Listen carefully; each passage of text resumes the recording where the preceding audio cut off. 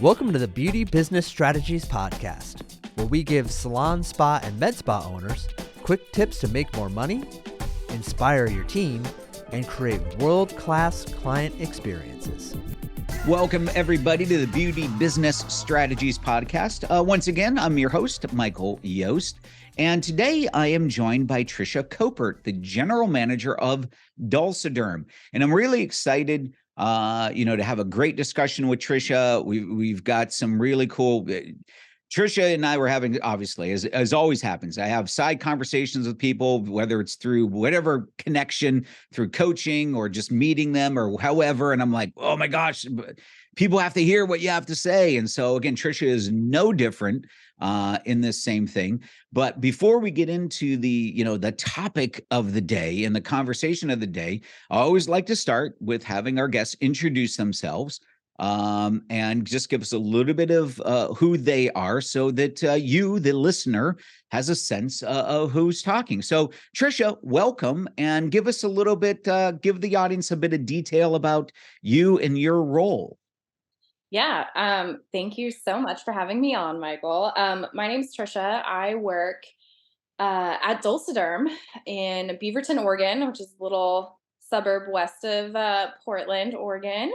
And I've been here for about 7 years. I started as just bookkeeper and kind of worked my way in, service provider, and then eventually manager. And I've been kind of running it for about 5 years, I think. So we do primarily sugaring, hair removal, and skincare, and we have our own skincare line. And so I manage our one location, and yeah, that's kind of my elevator speech. Awesome. Perfect speech. So what I'm so fascinated in talking to Trisha is the fact that I really want everyone out there to kind of hear. I think Trisha's got a great voice as a general manager that I think can be very impactful for those that are out there listening from an owner's perspective and an owner's ear, but also the perspective of a team member. And maybe, a team member that is also in a similar type of position, a leadership type of position, or just honestly, a team member in general. But I really feel as though what I want to really kind of start discussing and talking to Trisha about is this position itself as a general manager really gets kind of stuck in the middle. I always like to say it's almost one of those kind of push-pull kind of moments, like stuck in that place between, we are the voice of team members, but we also need to be the voice of owners. And sometimes that can put us into these situations that there's a lot of push-pull around that and whatnot. And, challenges and whatnot to come up. So Trisha, I guess my first thing out of the gate would be, let's just start with the idea of what do you see as maybe some of the most important components about your job, just when it comes to how the business kind of works and functions. And really, I'm talking more about that. I don't mean we could get into the behind the scenes and talk about numbers and this and that and the other, but that's not this conversation. I want this conversation to be more about the communication piece, more about the leadership piece, more about the roles and responsibilities piece. So give me from your perspective, that what are some of the most important components or ingredients in your role and how you view your position? Absolutely. Yeah. So you're absolutely right. The role of a manager is in the middle by definition. And I think what sets managers apart and what I strive to do most importantly is to remember why I'm here and why I love what I do.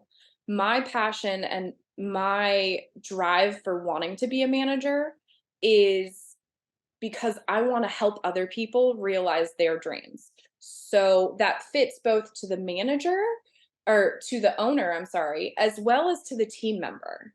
Right? I want to create a space where everyone involved feels safe to communicate, ask what they need, to find that drive to build their own career and their own life and the way they see it.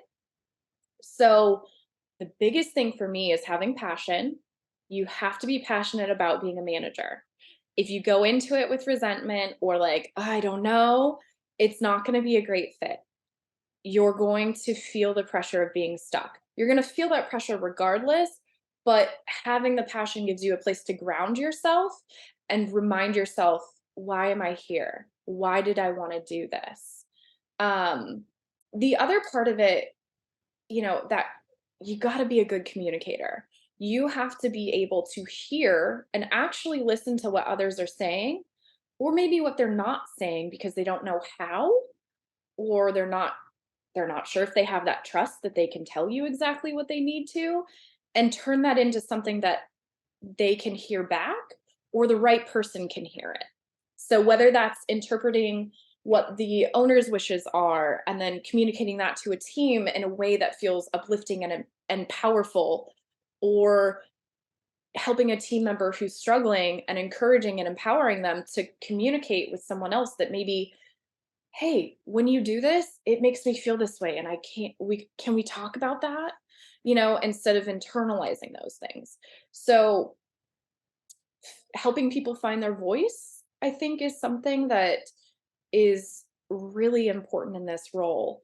And having the desire to make people smile.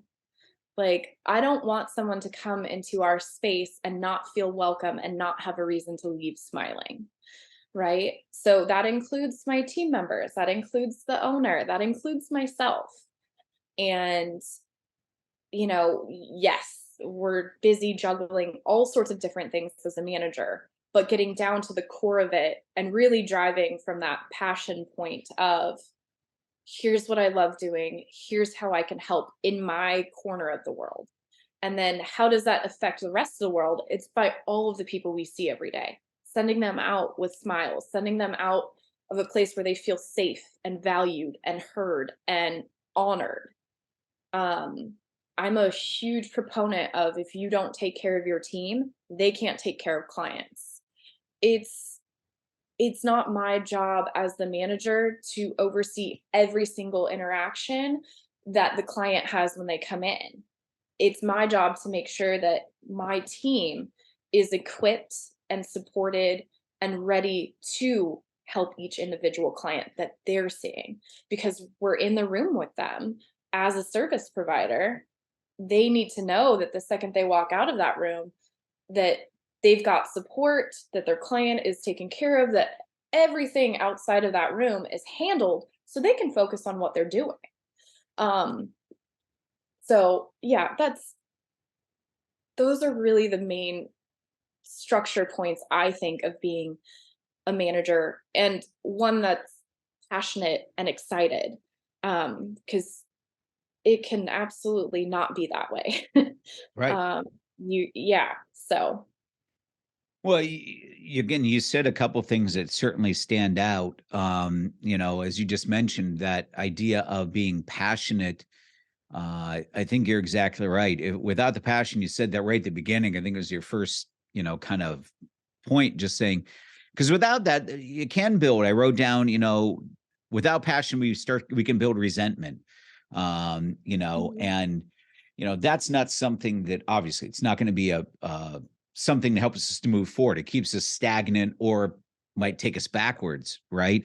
But one thing that really jumped out at me was, you mentioned the voice. I wrote down the voice, and you talked about, or I guess my question is, how do you help others have a voice, and how do you see, again, it being in this kind of middle, kind of between, sometimes you're a voice from, leadership, sometimes you're the voice of the team, sometimes you're your own voice, right? So talk to me a little bit more about how you help others, and however you want to frame that.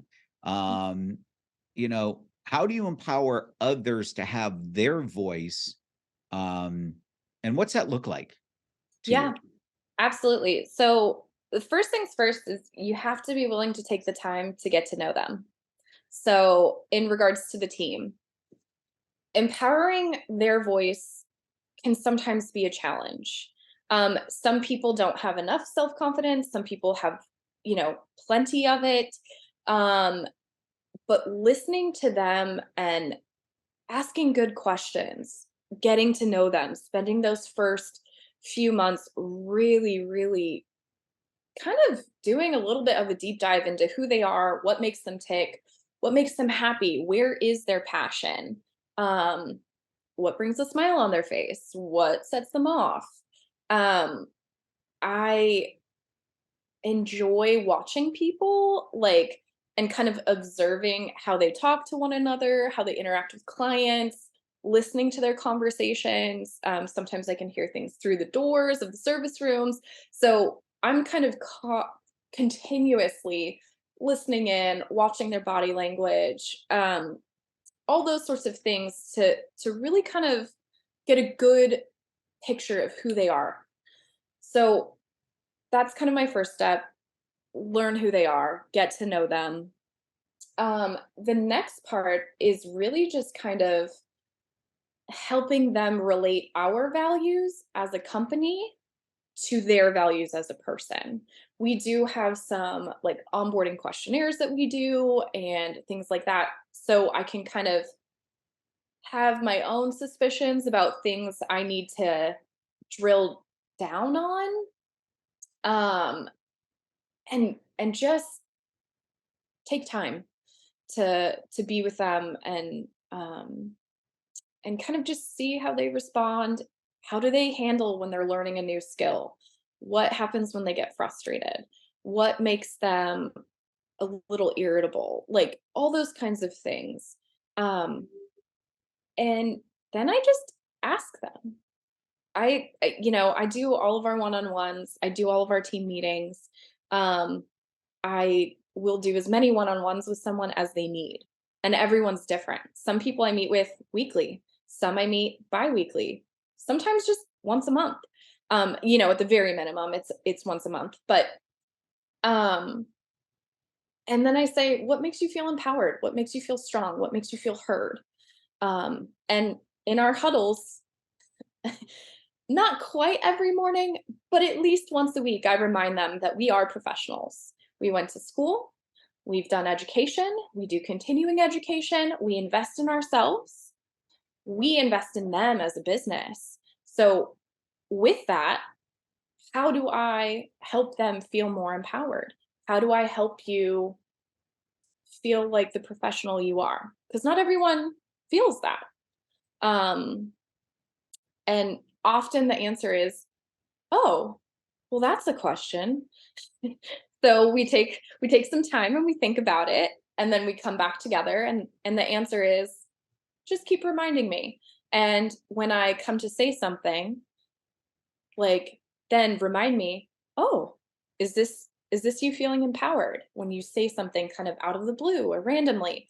Or and it's over time that folks actually start feeling that empowerment and want to come and talk to me about things.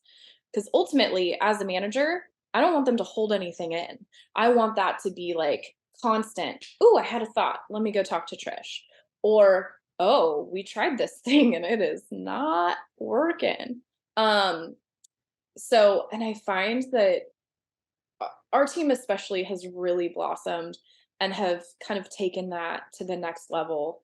And while they hated my line of questioning at first, um, they've they've come to understand that I can help them. I can if they want to deep dive on a topic because they don't feel like they have the right answer, great.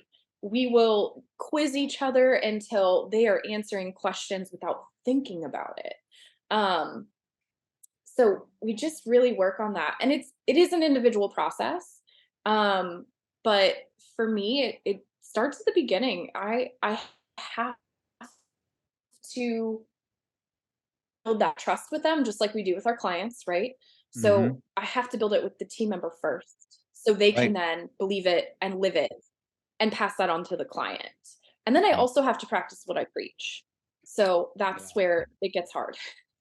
Yeah, exactly. That is where it gets hard. I love, again, just the insights and perspectives that you're bringing to this. What I can imagine is right now, I don't know how far exactly we're into this conversation, 10, 12, 13 minutes, something like that, right at this stage of the game.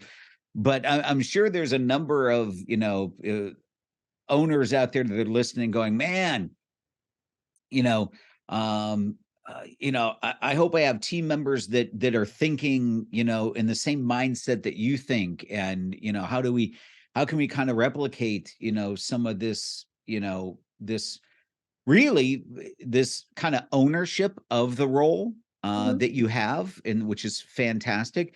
But so let me ask the question this way.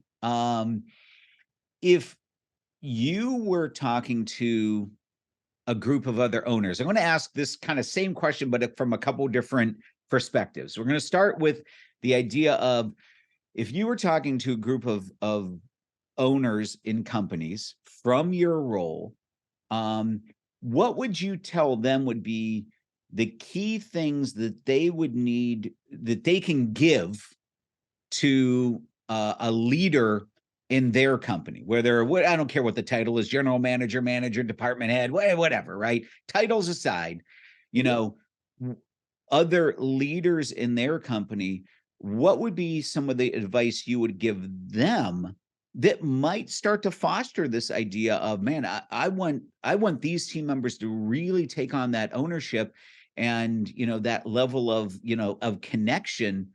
Mhm. And so where would you start with that? Yeah. So this is such a great question. Um, I think I would say start with trust. So trust is a two-way street. You got to build it. Looking back on my experience with Tamra, the owner of Dulcederm, she modeled trust for me in a way that taught me that, okay, yeah, okay, she means what she says. Okay, great. And then I could take the next small step forward and then the next step. Um, and investment, understanding that if you want a manager or whatever, a team member who's in a leadership role to feel empowered to treat it like their own business, which is kind of ultimately the goal, right? You want everyone to think of long-term best for the business itself. Um, invest in them, whether that be taking the time to really get to know them, finding out what their passions are and how does that relate to their role or how can that serve their company. um, I talk and live and breathe Dulcederm in a way that it is my company. It's no, I'm not the owner. But if you asked anyone who I've ever met, they will tell you I have more passion for my business than they know how to talk to me about, because I will tell everyone about it. I will tell them how much I love what we do, about the space we create. And that's because Tamara, as the owner and the leader of the business, took the time to share her passion with me. So that vulnerability, I think, is really where that investment and that trust is based out of. You have to be willing to be vulnerable. Um, because if you can't, how can you expect them to be vulnerable enough to do the same thing with the rest of the team? You know, it we're asking team members to be vulnerable and to trust us and put their faith in us, um, as their choice of a place to provide their family with a living. So that requires vulnerability. Um, and you work through that with trust and investment and time and by doing what you say. Right. So, yeah. Yep. I love it. I love it. I think that, when you talk about that investment piece, when you first say that word, I think probably immediately people put a dollar sign right after it.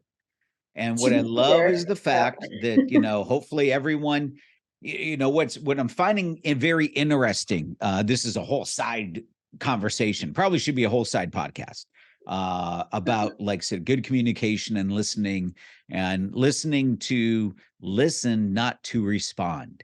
And listening, because we oftentimes listen to something, we hear something called, we say, oh, she's going to she said investment. And it probably took us the first minute. We probably didn't hear the first 60 seconds of what Trisha just shared, because we were waiting for the dollar to go with that investment idea. And so what I love about that is, obviously there's no discussion about that. And again, let's be serious. You know what I mean? Sure. Money's a part of every business. You know what I mean? But the fact of the matter is, when you really heard what really matters, when she said investment, it's about investment in time that you can give to someone, investment in your passion, investment in sharing and building, talked about linking in that trust, just the investment in, just letting someone know that I support you, that I believe in you.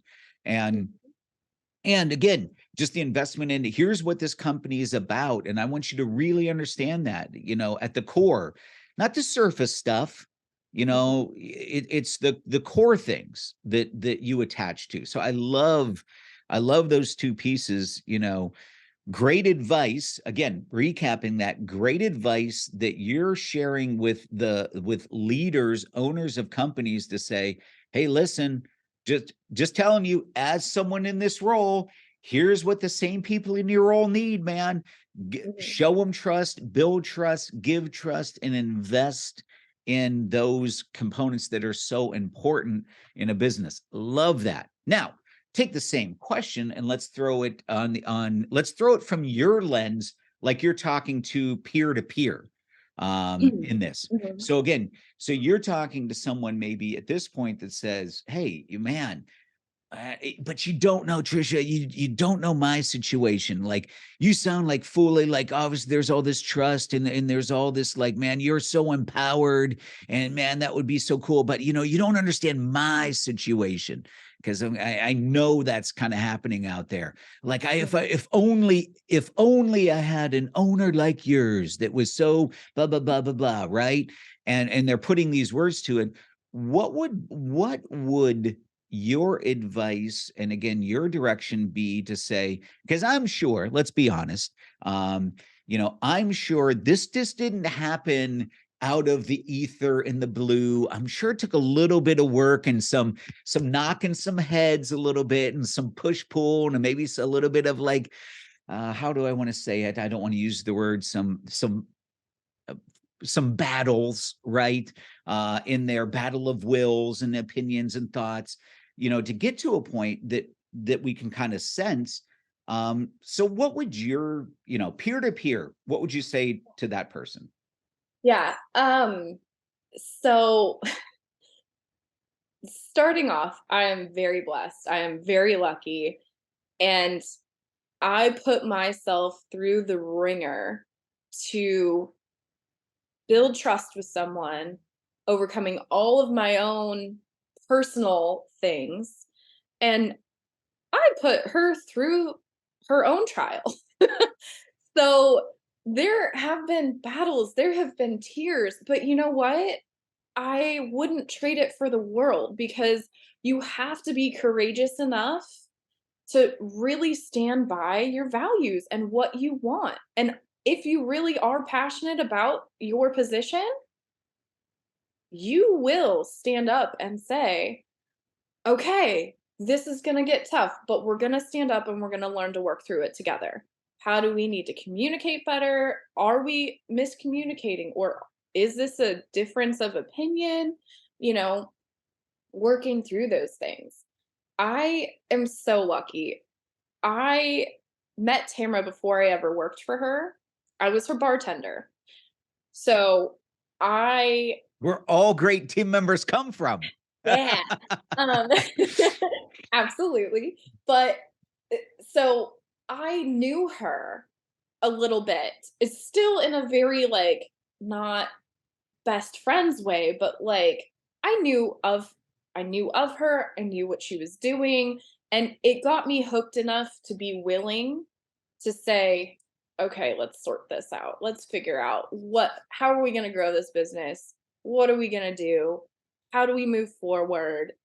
All of those things. There's gonna be battles. There's gonna be days where you don't love your job because you gotta do something you can't or you don't wanna do.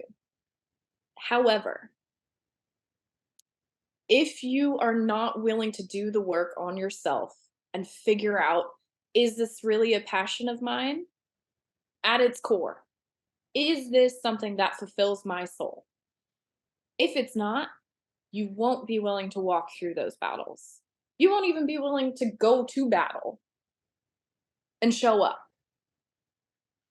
And so it requires a lot of self-reflection, and you have to get a little selfish. You got to say, how is this serving me? How is this fulfilling my soul? Does this help me with other things in my life? And if, I mean, I get it. Not every situation is beautiful and wonderful, or it is for a time and then it's not. There's always ebbs and flows. But for me, it comes down to, you got to work on yourself and figure out, is this what you want to do? Because if it is, it's worth suiting up and going to battle. It's worth taking the time to find out who you are so you can tell your owner what you need. And so you can actually support and relate to your team. Because it's all fluff and stuff if you're not willing to be vulnerable in who you are and what you need. How can you support someone, just like we're asking our team to support our clients by being present and creating a wonderful 5-star experience? You can't do that if your team member doesn't feel like they belong or empowerment or have any passion. So it starts with you. So Love yeah. it. Love it. Um, there's a couple things that I'm noticing as I always like to jot down some notes on the side. As we're talking, things are always kind of triggering in my brain from trying to listen to things that you're sharing. And, there definitely are a few words that continue to constantly come up, throughout this conversation. We're hearing that passion word continue to come up. Said it right at the beginning. It's come up a number of times since then. That idea of vulnerability comes up. That idea of, again, that trust piece comes up. These things keep showing up, and we could almost kind of say, in a lot of ways, what you shared to the owner is almost the same thing that you would share with team, maybe through a slightly different lens, but it still comes down to that idea of, okay, listen, you got to have passion, and you better have your own investment, that you're also giving back. This whole thing has to be a two-way street. And you said that in the earlier question, talking about the fact that, hey, you got to start with trust, but trust is a two-way street. Again, you got to give it to get it, and to get it, you got to give, it's and vice versa, right? So I love this whole idea that a lot of what's being shared here is that idea of that two-way street. And it is that idea of, if we aren't willing to be vulnerable, that could be the Achilles heel that just holds us back from the greatness that we could achieve in that position. And being vulnerable gets a little bit, I don't know. I think sometimes that can be something that gets a little bit scary, gets a little bit intimidating. When you think, let me define it this way, because I put the word out there, and a lot of times I have my own impression about what I mean when I say that word. When you put out the word vulnerable, what does that mean to you? Like, what's vulnerability look like? Especially, let's frame it within the context of this dialogue, because it's going to mean different things in different scenarios.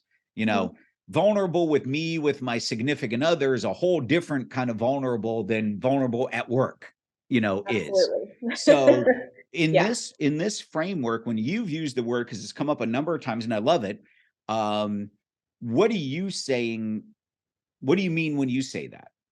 Yeah. So for me, vulnerability in the workspace means that you are willing to share your goals.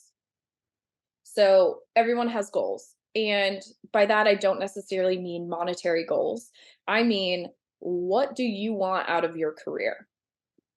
Can you tell me how your career helps you in your life outside of work? Because that's basically what we're here for, right? So how can you take something that's very personal and very vulnerable of like, okay, this is what I want. This is my big, hairy, audacious goal is I want to be the best whatever. Great. Let's get you there. Does that take more schooling? Does that take learning soft skills? Does that take time? What what does that take? Being vulnerable enough to say, I'm I want to buy my first house. This is my goal. I want to know that my financial situation is stable, has longevity. For every person, it's different, right? But it's that motivation. If someone were to come here and say, I just need a job, and when I asked, okay, well, talk to me about some of your passions, and I dig in and I don't get anywhere, that's when someone is not being vulnerable. You have to be willing to share your goals so we can learn, A, if we can make things happen, but B, to see if that aligns with how we choose to support the world around us, right? So, for example, here at Dulcederm, our goal is to provide living wage jobs for women with careers. Now, our industry is commonly seen as something that's a side gig. That's not the world we're in. So if someone comes in and says, "Oh, I just need a little side gig. I only want to work these days," and oh, my goal with this job is just to have extra money. Okay. And if that person isn't willing to go to the next level of like, okay, well, why? How does that serve the rest of your life? How does that fulfill your needs as a person? Like, we're not hiring robots. We're not working with robots. We're working with people. And they have things that they love in their life. And if we can't find where that motivation is, then either they're not willing to be vulnerable or we're not asking the right questions. So for me, that's that starting vulnerability. Are you willing to share your actual dreams with me? Not just what you tell people, like, and same goes to team members and to owners, right? So if Tara wasn't willing to share her dream with me, I never could have bought in. I Right. never could have said, "Oh, well," I mean, I literally just got goosebumps. "Oh, I wanna do that. That's something I can support. Here's what makes me passionate. I can do that."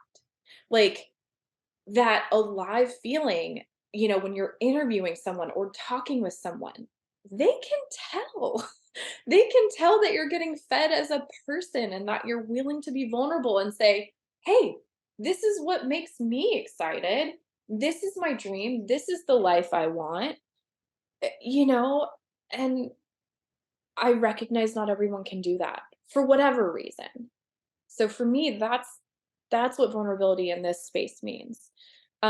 You could take it the same way in when people are having differences or having difficulties with their coworkers or things like that.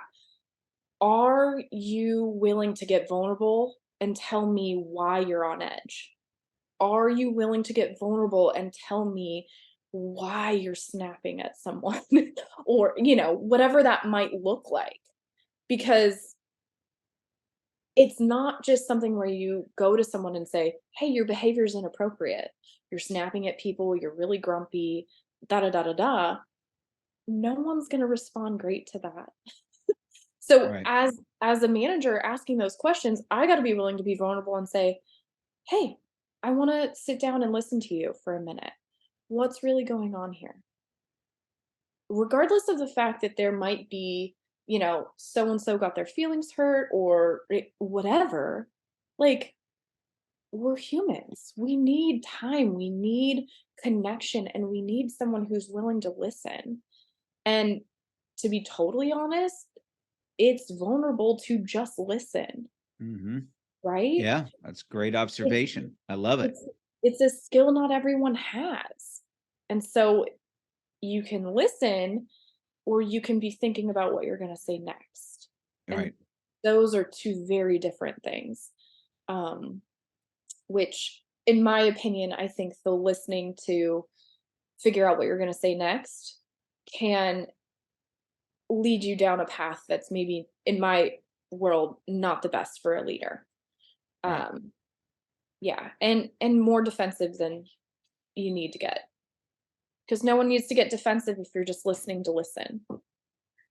That's it. I love that, because you're exactly right. What a way to cut down on that, on that. I hate to say it, but it seems to like it's a very first common reaction. Mhm. And listen, we're all on the same team here. We're all trying to get the same. We're all trying to win the game. Whatever Absolutely. that means to you, but we're all trying to win the game. This isn't like, yeah, that whole defensive and things like that can really, but that stuff can creep in and prevent us, from getting where we want to get to. Um, I probably have about like 10 more questions, but I want to be cognizant. I love to kind of keep our podcast in a digestible length and form. So I'm going to kind of start to, maybe this might be the last question, maybe one more after this one. I don't know. We'll kind of see where this leads us. But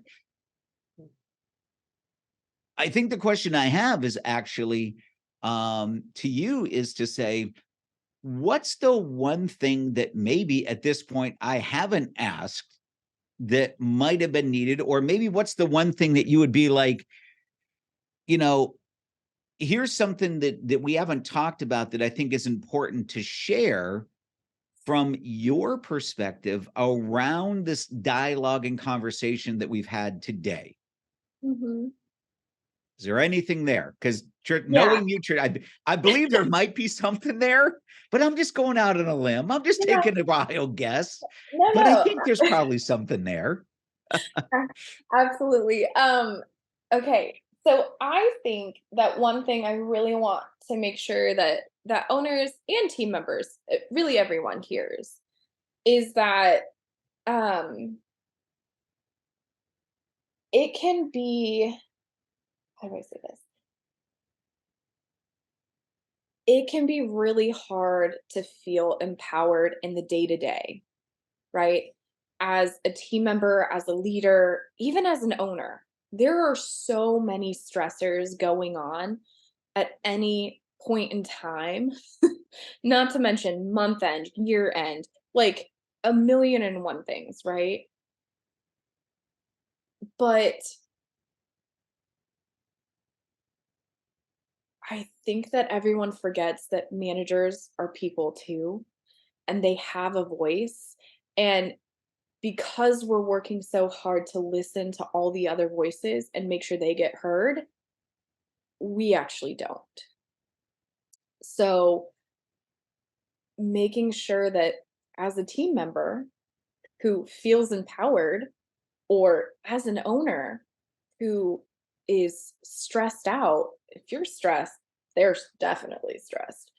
Like, checking in on that personal connection. Hey, how are you doing? Is your day to day filling your need? Are we filling your cup, or are we draining it? Do you feel like your voice is being heard right now? What do you want to say? Just like you asked me, what do I want to say? That's Right. exactly it. Ask them that. Maybe they see a solution and they're so busy listening to everyone else's that they don't have a pathway to share that, right? So the in my view, the crux of a manager position is to listen to others, translate, right? Empower, educate, excite, include everyone. That can feel really like exclusive. Like you don't have another person to connect. You don't have someone bridging your gaps, right?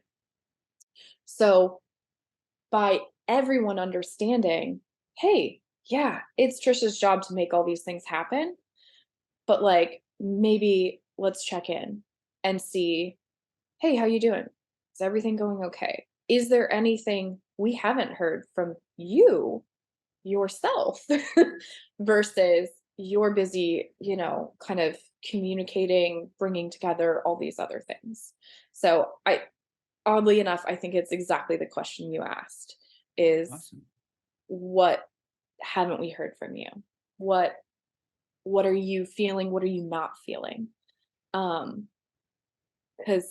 as the kind of that middle part of the wheel that holds everything together, like sometimes you get forgotten about as far as like just all the other things. Like make sure that's still greased up and working before we start worrying about the wheel falling off or spoke being out in the tire or whatever.